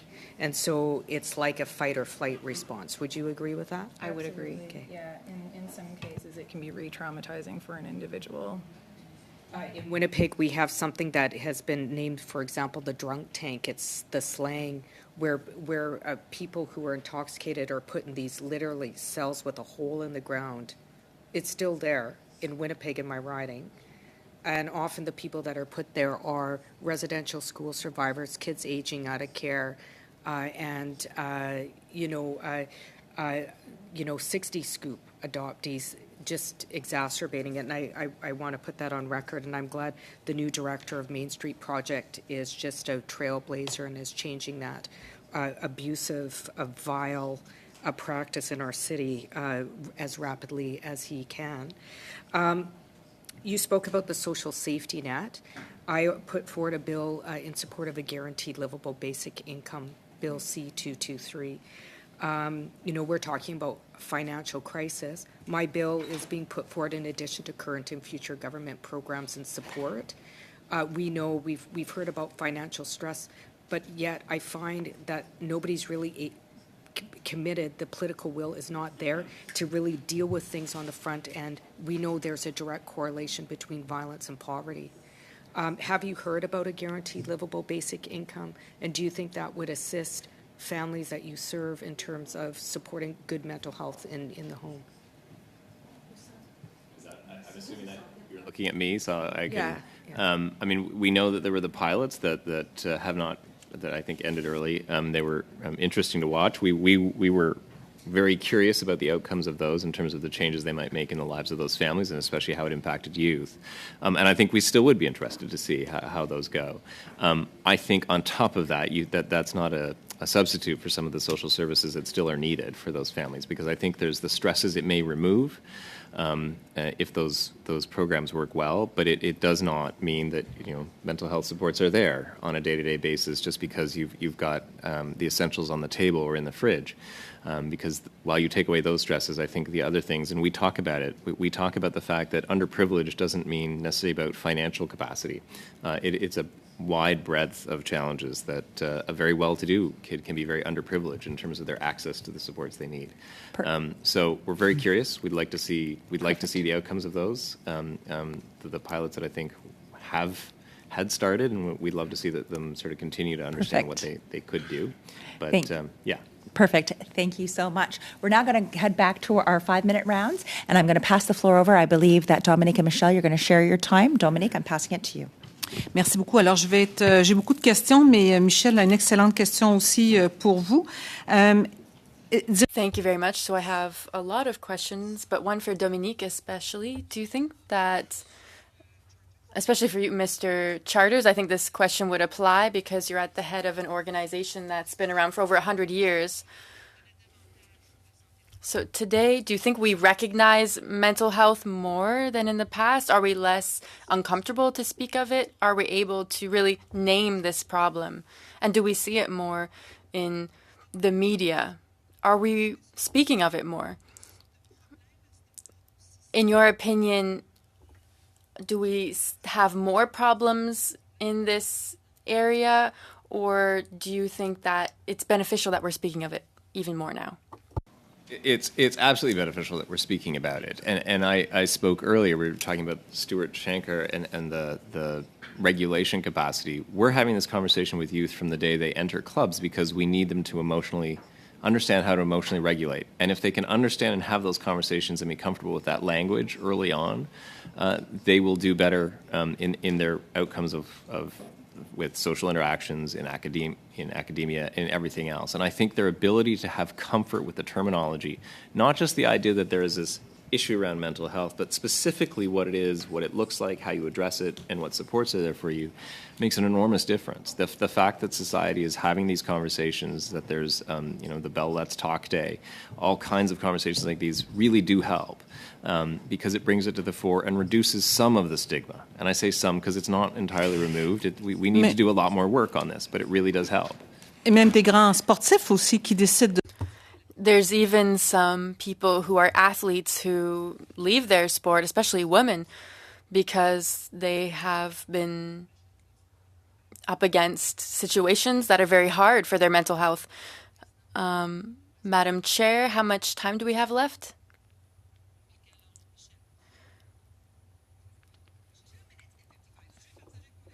So I'll share my time with Michelle. Let you know, you have 2 minutes and 45 seconds. I started the clock wrong. Thank you, Madam Chair. And I just want to, sort of summarize, because I think this is the last time I get to chat. So we've established, the economic stress and inflation and those kinds of things. What's interesting is that many of the services that are here today are also impacted by financial stress and a lack of financial security of getting funding, which in turn also creates a downflow and a downward spout to the clients you're serving, including young girls. I'm curious if you've met with the mental health minister, or there has been $4.5 billion set aside for mental health. Are you getting any of that? Is there any talk about that? Owen, I'll start with you and then I'll go over. Yes, in fact, we met with the minister early in her mandate and had this conversation, including the push for mental health first aid, because we saw the need early on. And I think we've seen some positive responses, some openness to this structure. I think ultimately we would like to see the funds flow faster. We could probably say that about all of government in general, but I think in this case we are dealing with a crisis, and we need to see some of these responses, because I know the consultation has been ongoing, and we need to see some supports in the community that grow from the crisis that they are in as well. These mental health supports are struggling. We're struggling enormously with all kinds of capacity issues, including on this side. Just to build on that, is it applying for the funding that is time-consuming? What is stopping it from being faster? At this point, I think we're looking for some of the structure of what it would be that we could actually apply for in the case of where we might fit. Other parts of the system may have access to some grants that don't apply to us, but we don't have a stream of funding that yet makes sense for the work we do or that we'd be eligible for. Okay, and I think Mr. Matchett had sort of talked about that. You said you didn't fit under the categories outlined yet to apply for funding. Is that correct? Exactly. We have had an opportunity to meet with the Minister of Mental Health and Addictions, and there is an incredible amount of support that we're experiencing from the federal government right now. But what we're concerned about is the jurisdictional issues. Because we offer a mental health program that's embedded in schools, there's this concern of, well, that should be the mandate of the school system. But the school system is very, very clear that mental health supports for vulnerable youth is above and beyond their mandate. And so we keep getting bounced between ministry within the provincial government. When we go to the federal government, we go between ministries as well. We get bounced back to the provincial government, we get bounced to the school district. And so there is not a clear direct path funding for a unique and innovative program like Take a Hike. Awesome. Thank you so much. We're now going to pass it to the next 5 minutes to Mark Saray. Mark, 5 minutes. Merci, Madame la Présidente. Thank you, Madam Chair. I'd like to stay in the same lane as my colleague. Right now, we have roundtables with federal ministers of health who discuss with ministers from provinces and territories.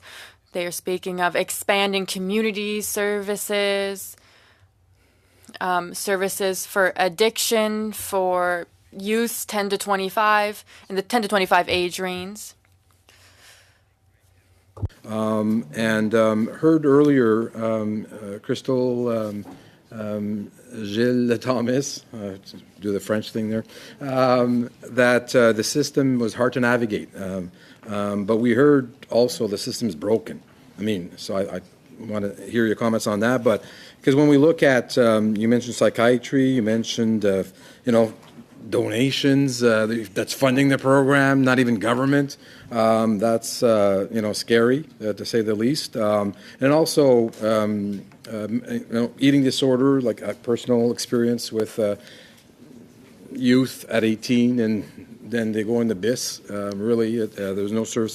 So the question I want to ask, and I'll start with the Royal Health Care, and then I'll go around, because we are negotiating right now with the provinces. What are the best practices of outcomes, results that you would see that the federal? You mentioned about virtual care. Is there areas that you think that we we don't have much time, so 3 or 4 points that you could say that what is needed to be in a federal provincial agreement, and then what should the federal government be then funding in the next 12 months until this agreement is done directly to communities, bypassing the provinces, just to get a sense of the urgency today, and then how do you negotiate that? So maybe I'll start with, and then go around to give, if you're talking to the ministers of health, what would you tell them to look at those high-level agreements? I think I would start with requesting that there's protected funds going directly to services such as women's mental health. You already said it perfectly. It's kind of ridiculous that we're depending on charity to continue to. And big cities could get donations, and rural areas will not get, private donors. Yeah, absolutely. As far as if virtual or in person is better, it's interesting. I don't have any hard data to support it, but I would have, if you would have asked me prior to the pandemic, I would, without doubt, say in person. But we've seen a really powerful impact with virtual care, and so if it comes down to the barriers of the distance between rural communities, I think looking at making sure that we have good internet connection in places, and at least starting there, I think that is somewhere to start. I don't know if Michelle has something she might want to add to that piece. Yeah, just again reiterating having earmarked funding specific for mental health care and substance use, and within that specifically for women's mental health care, we met with the minister and we talked about having specific funding for perinatal mental health care, for example. We don't have that. We're drawing from reserves from other parts of the hospital for programs like that. So right now, for example, for perinatal mental health care, it's a 6-month wait at the Ottawa Hospital, and by that point, women have already don't qualify, because at 6 months up to a year, they don't qualify for it anymore. And again, with the virtual care, it's great if we can invest in that, but also be investing in the rural communities to have organizations that are, for example, Indigenous-led, and ensuring that we can provide the supports through virtual care from our hospital, as long as we have partner organizations on the ground. and I think I have 30 seconds left or so. So can you provide to the committee some briefing on best practices, to look at that federal-provincial relationship in those agreements? And also, I'll ask Mr. Matchell, only the human resources aspect, that's been raised everywhere, the shortage, what are the sectors, and when we look at training, when we look at retention, what are the areas that you see the most in that the federal government and the provinces should be working on? Yeah, for Take a Hike, we look at recruiting registered clinical counselors to be mental health clinicians in our programs. And so we'd really encourage the government to invest in training programs for those folks. We have a very difficult time recruiting clinicians, and I'm thinking about the attempt to recruit a clinician in Merritt right now. I'm sure you've all heard of Merritt with fire and floods over the last year. We're looking to recruit a counselor in Merritt, and we've had so many people that are saying, I just don't want to live in that community. And so we're looking to offer some incentives to people to live in the community. And we really do need to have some support and able to offer additional dollars for people for those additional incentives. Thank you so much. I'm now going to pass it over to Andrea LaRoche. You have 5 minutes. Merci beaucoup, Madame. Thank you very much, Madam Chair. Mr. Matchett, I would like to speak with you a little bit more because you opened us up to the question of jurisdiction and how complex this can be. So here's an example. In Quebec, we created a plan to help women in a situation of domestic violence or spousal violence. So the government of Quebec created this plan to help women to get out of a violent home, and this is for their mental health, for example. Organizations, though, are asking for funding. And I think it's very important because you did mention jurisdiction, and Ms. Thomas, you said that we don't have enough money for organizations on the ground. And so I'd like to come back to the importance of transfers and the need to invest in our healthcare system. And the provinces, Quebec as well, we're asking for more transfers. And we've said that there are organizations that want to act, but they want things to be easy to plan. They want to know what to expect so that they can plan for the future and let people know what services they're going to be able to offer. Like you said, one-time payments don't work. Organizations need to be able to plan ahead, long-term projects to support women's mental health. So a stable payment that will continue over the long term is necessary. And the pandemic has shown us that we need to invest in our healthcare system. We're barely out of the pandemic, and it's not over yet. It's a crisis. It showed us a lot of new vulnerabilities. So, Mr. Matchett, I'd like to hear you talk about, again, jurisdiction. We need to clarify this. Who should be doing these transfers to the provinces? Maybe we could simplify this system. That's what we've talked about in Quebec. And then I'd like to hear about the need to fund these organizations and to recognize the work they're doing on the ground. So, Mr. Matchett, you can speak of jurisdiction, and then we don't have much time, but then I think we need to come back to the importance of this funding and the need to invest more in community organizations because they know what to do to help people. And the quickest way to do this would be transfers. And Quebec, the provinces already have plans. I know that in Quebec, there are organizations that already have projects that are ready. They're raising their hand and they're saying, I need funding now. Projects in British Columbia, like Take a Hike, that are ready and they need funding right now. Take a Hike for the last 22 years has been funded almost entirely by philanthropy. Last year, we received about $150,000 of non-COVID related government funding. This year, as we're starting to negotiate some funding with the federal government, there are concerns around how is the province in supporting the Take a Hike program. And instead of instead of asking charities to be able to navigate the jurisdiction between province and territories and ministries, we need to have government that's able to navigate those jurisdictions yourselves. Charities are small. We are a $4.5 million organization. We are doing all that we can to provide services to youth, and what we need is the funding. We don't need to be able, we need to have those barriers removed to having to figure out which jurisdiction to go to, and then when we do get funding, be to ask, well, what does this other jurisdiction need? Beyond the funding piece, I think when we're looking at women transferring out of a shelter, or youth transferring into another care center, or somebody coming into an ER, one of the things that we see often is we get one thing addressed. So if I walk into an ER with 3 bullet holes and you give me great care for one of those bullet holes and then you put me on a wait list for the other 2, I'm not going to fare very well. And that's something that we see. So we talk about parallel services or wraparound services when we look at the 5 points of care that we need to address, and we address them all at the same time, not one at a time while we exasperate others and just focus on one. So I think that would go hand in hand with funding. Okay. I see Andrea Adrian just writing. Okay, we're good? Fantastic. I'm now going to pass it over to Leah. You're down to 6 seconds. You're down to 6. I'm going to now pass it over to Leah. Leah, you have 5 minutes. Thank you so much, Madam Chair. My question actually is for Gordon Matchett. I know you spoke about the difficulty finding frontline care mental health care providers, particularly in remote areas. Prior to being elected, I'm a longtime educator, and taught at the University of Winnipeg, in fact.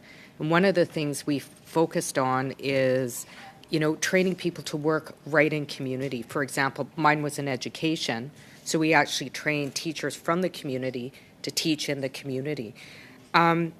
We know that people who are from communities are committed to stay there. They have. Do you think that instead of piloting in specialists, it would be worthwhile for example, the federal government, education for example, on reserve actually does flow through the federal government on reserve. Post-secondary programs also, for First Nations people that qualify falls under the federal government. Do you think it would be worthwhile to provide support for programs to train people that are from the community rather than shipping people into communities? Absolutely. I think it would be best to have a clinician that knows the community very well and be able to respond to the needs based on their own lived experience of being in that community. And so if we're able to provide opportunities to give that training to those folks and then be able to return them to the community, I think that is the best way to do it. But that doesn't solve the issues right now. For a small not-for-profit like Take a Hike, again, we're less than $5 million. We aren't able to take that 3 to 5 year time horizon because we don't even have the commitment for 3 to 5 years worth of funding for merit. We need to count on our donors to be able to support that. And our donors can't necessarily say, all right, let's provide that training for this counselor. That is where we will need some more substantial funding from government. So yeah, I've heard that from everybody that government funding is certainly a critical issue, and certainly not. We currently don't have a level of funding that addresses the severity of the mental health crisis that we're experiencing across the country. I noticed that you were nodding your head, and I'm just wondering if you had anything to add to that. Absolutely. If we can invest in training people within their communities that have experienced what life has been like in that community and have the first-hand experience, that's going to be much more meaningful to human connection in the long run. And I know I've talked about it a lot, but I would come back to peer support. That is a way that we can get people trained faster, and they have the lived experience and they can connect first line there. So I think that if we can have earmarked funding like they do in the U.S. In our provinces and territories towards peer support, so we can build people up within in their communities. I think that's going to be one of the most impactful things that we will see on people's mental health. Sorry, go ahead. I just wanted to add to that the importance of having Indigenous-led organizations within the communities.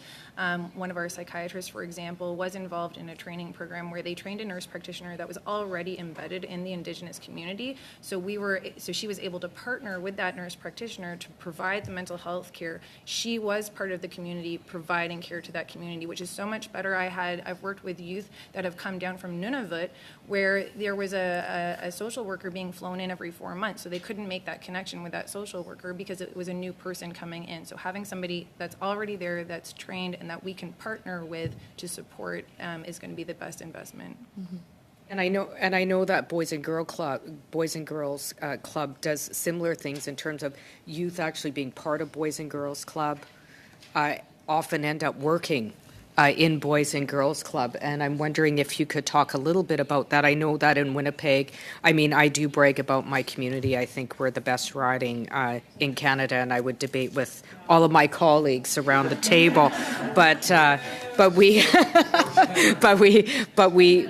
have a lot of organizations that, in fact, have that model. They bring in youth, they train youth, and that the youth actually become the leaders within the organization. Can you please expand on that? Yeah, absolutely. That's actually a big part of our model. We find a lot of youth who come through the clubs end up working in the club. 2/3 of our staff, we have 7,000 staff across the country, 2/3 of them are youth, most of them who've come up through the club and go on to other careers in the community. We often hear from all sorts of organizations, retail, hospitality, et cetera, who say the people that they hire from the club are some of the best employees they've got. So these programs work in a multitude of ways, including... And would you say that kind of mentorship... Leah, that's awesome. Yeah. Okay. Sorry. You've used your time, lady. Yeah. Okay. Actually, what I'm going to do is just take a little prerogative after all of that, after giving you. I'm going to pass it over to John. John has sat here graciously. We've not allowed him to speak. I'll give you the floor for 3 minutes. Okay? Good questions only. Okay? You get the floor for 3 minutes. So thank you so much. It's a real pleasure to be here. I normally sit in the Natural Resources Committee, and so this has been quite a lovely change in tone and topic. So thank you for letting me be here this afternoon.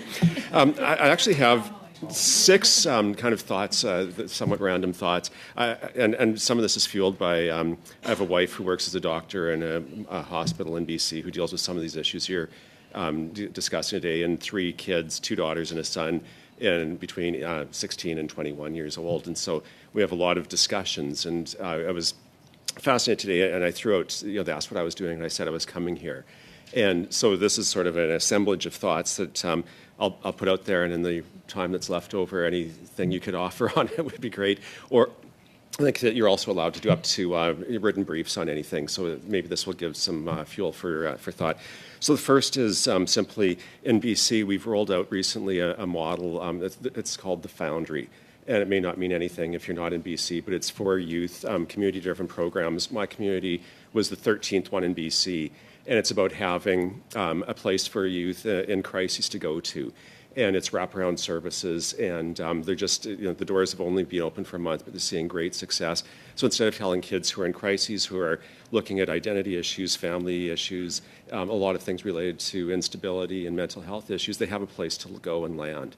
And it's great, and I would love to know what else we have in Canada and other provinces and territories, other jurisdictions, that could be a best practice that could be shared, and perhaps the federal government could help facilitate some of those best lessons. Second is eating disorders. I have a daughter who said it seems like half of the female population right now has an eating disorder and issues of body dysmorphia. And so it's like, do we understand, this has been a problem, a societal problem, but do we understand, is it getting worse? What are the root causes and treatments? Because I think that this is something that is really important, and we can't pretend that it's not happening in society. Third, you spoke, Mr. Charters, about right to be forgotten, and in BC we have a couple of names that always come to mind, Marina Verk and Amanda Todd, whose lives were both ended tragically over bullying and cyberbullying. And so I'm really interested in what the federal government can do to help, if we've gone far enough in working with other jurisdictions on bullying and cyberbullying. Fourth one, this whole sense of helplessness. climate change. How do we give hope to our youth again? Because I think there is a sense of despair that I hear from youth in our community, and I think we need to do better as kind of the adults in the room to give a sense of hope and that they can help. Fifth, toxic masculinity. And my 16-year-old daughter texted me, her question would be, why do men all have this 1,000 times overinflated ego? And why are they experts on everything? And that doesn't help in self-esteem. And so, sort of a question on toxic masculinity in society. And then finally, the last one is just this whole causation, prevention, the trajectory, where's the best point to intervene? How do we get ahead of mental health issues? Is it from advertising? Is it stable communities and family situations? And so there's a random bunch of thoughts. I'd love to get the solution. So I'm just going to bring up, John's usually a chair, so he never gets to ask questions. So that's why he took that's why he took since I've asked a question. 3.5 minutes just for questioning. John, I will provide a minute and a minute, or 2.5 minutes, whatever we can do, because we have to get to business. But I'm going to throw it to you. When you see me start throwing my arms, that's when we have to stop. But John had some very good questions, so I have to let those go through. Go ahead. We'll start over here with Royal. In terms of youth, I actually used to work at a youth drop-in Operation Come Home in Ottawa. So having federal funding available that organizations on the ground can apply for is so important. When I was working at that center, it was a drop-in center, but what we received funding for was through the employment programming. But in order to get the youth into the employment programming, we had to have the drop-in center, which we supported through donations. And then from there, we were able to get them into employment, back into education. We were able to provide case management supports, housing-based case management supports. So having that wraparound care is so important for early intervention, reconnecting youth with services and providing the long-term supports that are going to support them in the long term to be successful and to reintegrate back with their families, into education and into employment. The Youth Services Bureau in Ottawa is another great example of that, because beyond providing those wraparound services, so they provide shelters, they provide supported housing options, so investing in the affordable housing for youth specifically is important, and as well the mental health services, so it creates, again, a wraparound continuum of services that starts from supporting families with early intervention to youth that have found themselves in shelters. So that continuum of services, as well as providing those peer support. So again, the Youth Services Bureau is able to go out into schools and into other organizations to provide training for youth ambassadors to create that peer support that keeps those youth involved and supports their shared mental health. I hate to do this, but I do not have times for the rest of the questions. So to way to go, John. But honestly, if there's any information specifically from those questions that were just asked, I would ask to both Take a Hike and to the Boys and Girls Club if there's something you can assist us with.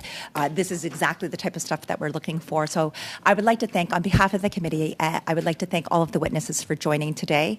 I will excuse you. We do have about a minute and a half of committee business that I just need to bring forward. So I will excuse you. You don't have to leave the room because we are doing it in public. If everybody makes sure their microphones are off. I'm just going to turn in here now. Just an email that we had received earlier. It's to do more with scheduling, and it has to do with both the ministers.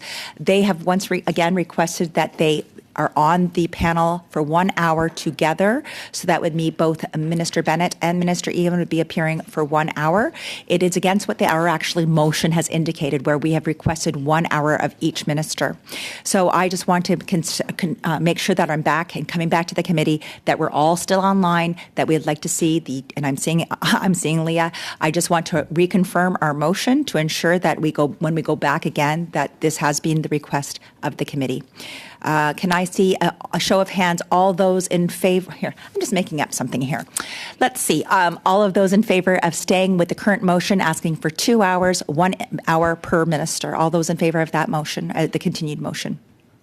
Okay, we've got 5 there. Happy, joyful. Okay, so thank you, guys. That's how we do committee business. John, take that home if that's how we do committee business. Okay, good, yeah. So to the clerk, if you could go back, we are requesting the 2 hours, full hours, and that looks like it was unanimous, okay? I saw everybody's smiling face. That was great. Seeing that there's no other business and we're all happy, I would like to adjourn today's meeting. Do I have the right to adjourn? Fantastic. Today's meeting is adjourned. See you Monday.